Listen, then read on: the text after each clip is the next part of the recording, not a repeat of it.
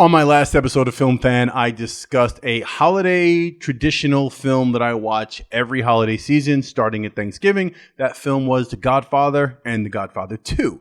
On this episode, we're going to get into all of my holiday films that I watch traditionally, all across the board. There's about 7 or 8 of them that are in heavy rotation around this time, and I want to get into them and go through my list, and that's what we're going to do on the next episode of Film Fan. Next.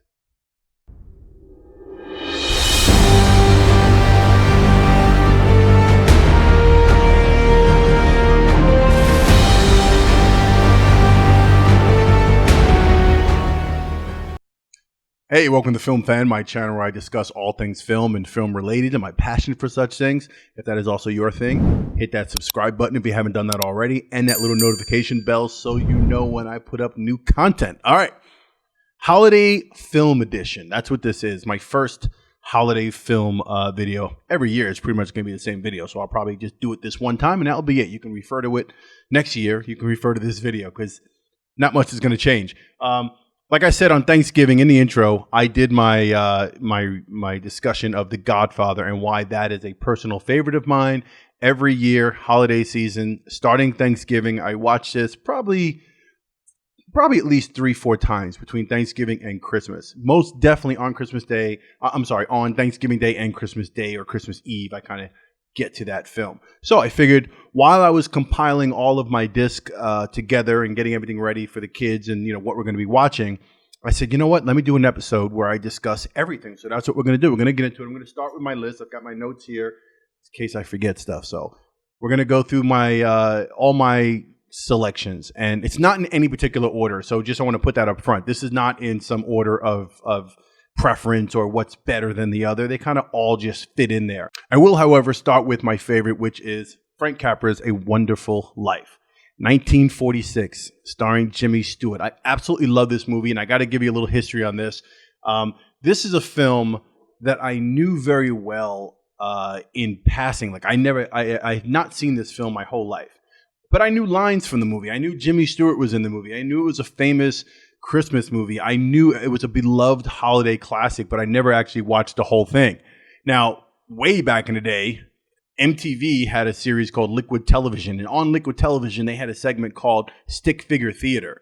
And in Stick Figure Theater, they would do like productions with these stick figures on like note cards, and they would act out scenes from different movies with the stick figures. And one of the scenes they acted out was when George is, he offs himself, and he wants to kill himself, and Clarence, his guardian angel, takes care of him. He's at the bridge, and the officer comes down and he's realized he's not dead and that he actually exists. And that scene was performed during Stick Figure Theater. So I knew the movie kind of, and I knew how iconic it was, but never saw it.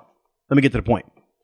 About 3 years ago, I finally decided to sit down and watch the whole film. I watched it on like Amazon Prime or something. I streamed it. I watched it. I loved it. I immediately knew I had to own that movie, and I knew I'd watch it probably 100 times. And sure enough, I've watched it 100 times since seeing it the first time. And of course, I own the 4K edition. This was recently restored. I think in 2017, they did a 4K restoration of this, and it's absolutely brilliant to look at. It's still black and white. You have the option of black and white and color. Films like this, I typically keep them in black and white. They look ridiculous in color. So it's a really great 4K restoration. Sound is pretty good, clear.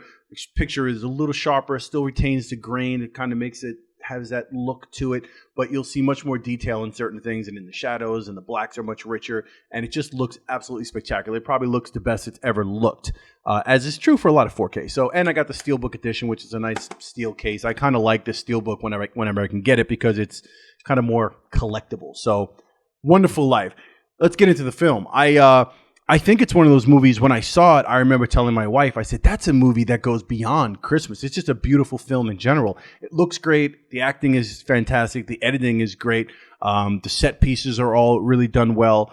And the story itself is what really gets you. It's what really draws you in. Here's a guy, George Bailey, who from the time he was a kid had all these dreams and aspirations to get out of this small town. And he had all these plans to travel the world and do all this big stuff. And every single time he packed the suitcase and tried to get out, something brought him back in and held him from going away. So this continues to the point where, he takes over his father's business. His father passes away and he takes over the father's business. They have a loan company. And in town, George was this guy that was very much, relied upon by the citizens of that town. And everything he did was in the interest of the town and the betterment of his fellow man and woman. And he just represented a really good guy who did incredible things. Now, things take a turn and everything kind of goes wrong for George, and he starts getting frustrated with life, and he gets to a point where he actually wants to off himself, and that's when his guardian angel who's assigned to him comes in, Clarence, and kind of grants him the wish of never being born, and kind of shows him what life would be like in that town had George never been born. And it's fascinating to watch how much he impacted everybody's life, his own family, his own brother's life, everyone in the town. What would have happened to the town had he not existed? Had he not taken over his father's bank? Had he not been there? And it's a beautiful story about your place in the world and how you affect other people around you, and how the things you do, even if you don't know at the time, how they will essentially have systemic effect on your community. So I think it was a beautiful movie in that regard. And then, of course, you deal with the aspect of George finally realizing that he needs to be content where he is and to appreciate everything that he had. He actually had a wonderful life. His family, a wife that loved him, and a great wife, beautiful kids, and he was part of a community that loved him, and he had as much love and friends as you possibly could have, and he was very admired, and that was what took precedent over everything. So it's a really beautiful story. It's something you could watch in June. I'll probably never watch it in June, but Wonderful Life. If you haven't seen it, make sure you watch A Wonderful Life. Don't be like me. Don't sleep. Don't wait on this one. All right. Wonderful Life. That's my first one on the list. Getting to number 2. Let's get right to it. A Christmas Carol. The 1951 classic. Scrooge, Charles Dickens, A Christmas Carol, starring Alastair Sim. That is the only one that I will watch. That is the original. That is the black and white one, again, from 1951. That I just find to be the definitive Dickens version of this actual story. Now, it's been told, a dozen times. Nothing against Patrick Stewart and anyone else who's played Scrooge before. I actually saw Patrick Stewart live on Broadway when he did Scrooge. I don't think it was on Broadway. Was it on Broadway? No, it was in Madison Square Garden. Close enough. But the 1951 is creepy. I usually watch that by myself. I watch it at night, and it's sometime around Christmas Eve or Christmas. I'll watch that, and it's just really gets to you. It's the one version of the story, and it's also the one where Alastair Sim's performance is just right on the mark. I don't think anyone's ever come that close to how he portrays Scrooge in the 1951 version. So that's the only one I watched. The 1951 black and white. I don't even own it on disc, as a matter of fact. I usually just stream it. I probably should get it. If they do a 4K restoration, that'd be nice. But I do watch it streaming. I don't actually own the physical Blu-ray yet. So it is what it is. All right. Number 3 on the list, The Godfather, which I talked about in my, like I said, the Thanksgiving, that first video I did. I talked about The Godfather, so I won't get into it here. It is a family film as far as I'm concerned, because of the whole family aspect of the mob and all that stuff. Doesn't seem like a likely family holiday classic, but it is. And if you want to hear my take on that, you can check the video that I did previously, and we'll talk about that. But yeah, Godfather is also on that list. Moving right along, this is what we call a certified Christmas classics. There's like 2 or 3 certified Christmas classics on this list. And what I mean by that is a film that everyone just respects and unanimously agrees it's a Christmas movie. So right now we're going to talk about Die Hard. 1988, John McTiernan directs, Bruce Willis, classic. Why is this a classic? Why is this a Christmas classic? This is a movie about action and terrorists taking over the Nakatomi building in LA. John McClane goes out there to catch up with his wife, who he's separated from, and try to mend things up on the Christmas holiday, and whatever shit goes awry and the building gets taken over by terrorists. Hans Gruber, played by the late great Alan Rickman, and it's a shoot 'em up terrorist shooting, banging action flick. How the hell is that a holiday movie? It takes place during Christmas. It opens with holiday music. It's got John McClane whistling Jingle Bells at some point. It ends with Let It Snow, Let It Snow, Let It Snow. It's got Run DMC's Christmas Time and Hollis Queens. It's a Christmas movie. And we even get the pleasure of the late, great Alan Rickman again saying ho, ho, ho in the movie. I mean, if that doesn't make it a Christmas movie, then I don't know what does. So Die Hard, that's also on my list. Definite Christmas music movie, again, certified. Next on the list, Bad Santa. That's actually one where I don't even own the Blu-ray. I own the old...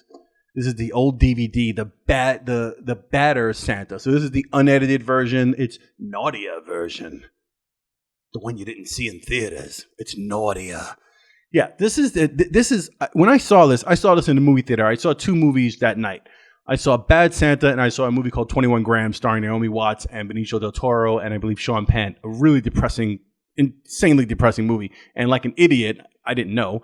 I saw this first and then saw 21 Grams. And that's all I remember about that. I should have saw 21 Grams and then got it boosted by seeing this later. But anyway, this was fantastic. This was an unrelenting, raunchy, straight shooting from the hip, like no nonsense, an angry, mean, pissed off, miserable guy who plays Santa Claus every year and with his partner as an elf, Tony Cox, by the way. Fantastic performance by Tony Cox. So they can rob malls. And he's a drunk. He's a eating, shitting, drinking, fucking Santa Claus, as he says in the movie to Lauren Graham. But it's just brilliant because it doesn't hold back anything. When I saw the preview for it and when the movie came out, it had this fat little kid in it. You're thinking, okay, there's going to be, it's a little raunchy, but it's not going to be that bad. No. This is absolutely like just hardcore.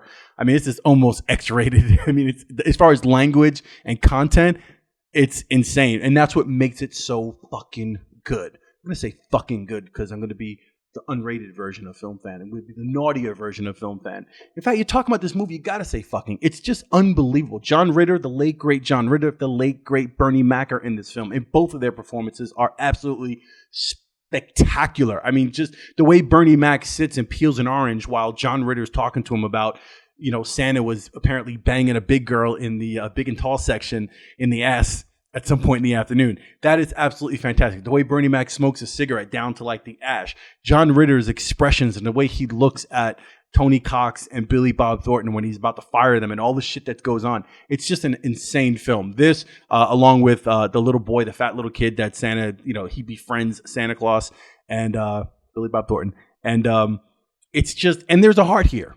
It's not just a raunchy, nasty movie. There's a heart. There's the boy and, the relationship with Santa Claus and Lauren Graham. And it turns into a sappy little thing. But really good Christmas movie. I watch this every year. Of course, I have to watch this when the kids are asleep and, whatever, when there's no one around. But Bad Santa, just incredible. Oh, Octavia Spencer's even in this movie. She plays Opal. She plays like a limping, apparently one of Willie's victims, one of Billy Bob Thornton's victim. He anally penetrated her. So, all right, let's get to the next movie. Next movie on the list, The Polar Express. Good movie. This one made it to my list recently. It wasn't, it almost like A Wonderful Life. It was one that I kind of slept on. I wasn't a big fan of it right away. I had no interest in it. And I remember when I first saw previews for it, I was creeped out by the animation. The animation is kind of weird. It's just a little creepy at first. You get used to it. And then overall, it's a great movie. A little boy wakes up in the middle of the night, finds a train outside in his neighborhood, and Tom Hanks is a conductor beckoning him to get on the train, and they're going to go to the North Pole, and there's all these kids on the train. It's actually a beautiful story. It's fun. He lost his way when it comes to believing in Christmas and such, and so it's just one of those films where restoring a child's faith in Christmas and Santa Claus, and it's actually a good movie. It made it into my lineup, and I do watch it every year with the kids. It is enjoyable. I love the scene with the hot chocolate on the train, and Tom Hanks is there all handing out hot chocolate to all the kids. It's fun. It's a fun movie. So that made it to my list. Another certified Christmas classic. See that? I'm going to put like a little certified star or some kind of ribbon or something here in the video. But yeah, certified Christmas classic. Home Alone, Macaulay Culkin, the great Catherine O'Hara, who I love, Joe Pesci, and Daniel Stern. Little boy gets left at home alone at Christmas. His parents go to France. They leave him. How the hell do they do that? I have no idea. My wife and I try to discuss it, in fact, tonight. The idea that is it possible that they could have left their youngest child? I don't even think he was the youngest. I think Fuller was the youngest, who actually is his brother, Kieran Culkin, who actually plays in that with the glasses and whatever.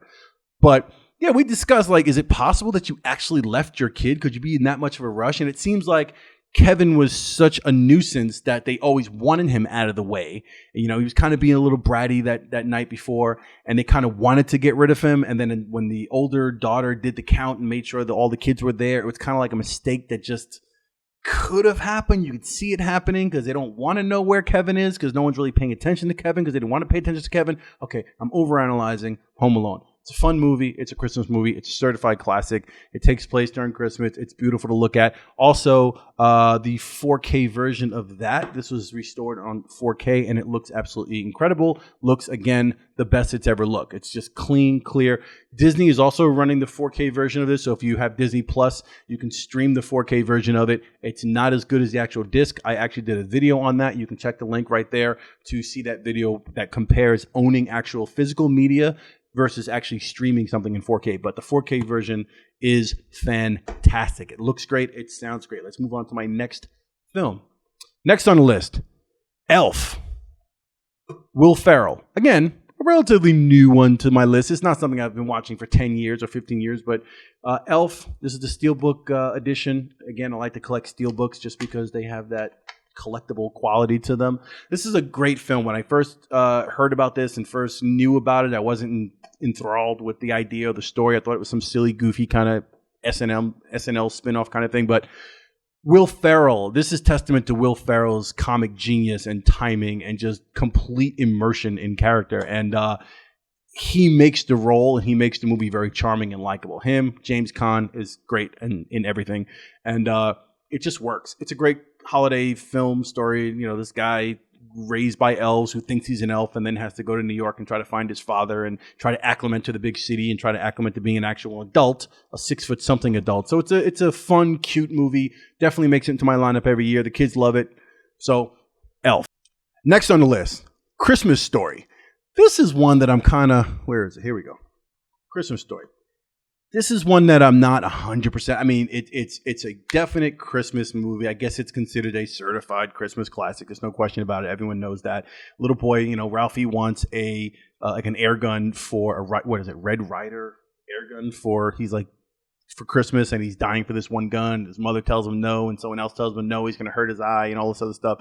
The father wins a contest and wins like a lamp that's in the shape of a woman's leg. It's just odd. There's a lot of fun stuff going on in this movie, and Ralphie is basically narrating the movie as an adult, and he's talking about this year in his life when he's 9 years old and talking about that particular Christmas. So a lot of fun stuff going on here. Definitely a Christmas movie, and definitely a certified Christmas watch, a Christmas story. Not one that I'm huge on. It's not like one of my favorites, but it is in the list. So pretty much that's my list right there. But I do have some honorable mentions. For example, Planes, Trains, and Automobile, which is a Steve Martin, John Candy movie, which usually is a Thanksgiving movie because the movie takes place around Thanksgiving time, and John Candy, Steve Martin's trying to get home to his family on Thanksgiving. So that's a holiday classic. I do enjoy that movie. I don't own it. It's not something I have to watch, but it is definitely a holiday classic, a great film that belongs in that holiday kind of festive mood. Another one, National Lampoon's Christmas Vacation with Chevy Chase. Fantastic film. I don't own that yet. I'm thinking of adding that to the collection and making that a certified must-see classic because I don't own it yet. I've seen it maybe twice. So I don't want to go into it, make it seem like I know everything about it. I just know it was a really brilliant performance by Chevy Chase. I do, you know, the family dynamic and everything that's going on there, and him not getting the actual bonus from his boss, and like he's riding everything on that one thing regarding the pool, and he's stressed out over everything, and the tree is too big for the living room, and the in-laws come over and in the RV, and they're like trailer trash. It's just a really great film and real shit when it comes to family and like different types of family. So it is a good film. I probably will add that to my list eventually. Also, Scrooged. And this is one that was referred to me by a friend of mine, Ken, referred to me. He was like, what about Scrooge? You got to put that on the list. I like Scrooge. I love Bill Murray. Scrooge is definitely a good version of the Dickens story, the classic tale. Bill Murray does a great job. I like Buster Poindexter in this movie. He plays the ghost of the Christmas past. He's the cab driver. So it's wild. It's fun. It's a modern day take on the film. I don't own it. It's not something that makes my rotation every year, but it is a good film and worth mentioning. Okay, so that is my holiday film list right there. Now, how many movies did I go through? I went through 1, 2, 3, 4, 5, 6, 7, 8. Well, this is the 50th anniversary of Rudolph the Red-Nosed Reindeer, the stop animation, claymation, what is that called? Stop motion, the thing with the little, that creepy kind of stuff. I own this. Don't know why I got it. It was probably like $5 or something like that, so we probably grabbed it just to have it. But it's kind of more enjoyable when it just shows up on television. You see it, you know, as I saw it when I was a kid. So we do own that, though. That's a pretty good one. So that's it. That's my list. That's pretty much my holiday movie list. Every year, same films. Now, if I missed something, please let me know. Going back to one of my friends who referred Scrooged, he also referred to me a Bing Crosby movie called White Christmas, which I've never seen. So if I'm sleeping on that, maybe it will be as wonderful as A Wonderful Life. I doubt it, but who knows? I'll give it a chance at some point. Let me know what I missed down below in the comments. Let me know what your movies are. Let me know if you agree with my selection here. Okay? I should take a poll. Godfather and Die Hard, definite Christmas movies. Yes? Yes. All right, that's it from me on Film Fan. Happy holidays. If you like this video, definitely hit the like button. I appreciate that. If you haven't subscribed, hit the subscribe button. And remember something about movies, especially holiday movies, Christmas movies. If they're old, 5 years old, 10 years old, 15 years old, 20 years old, if you've never seen them, then they're brand new to you. So go ahead and watch it. Find yourself in a movie, lose yourself in a movie, love the movies, and I will see you on the next Film Fan.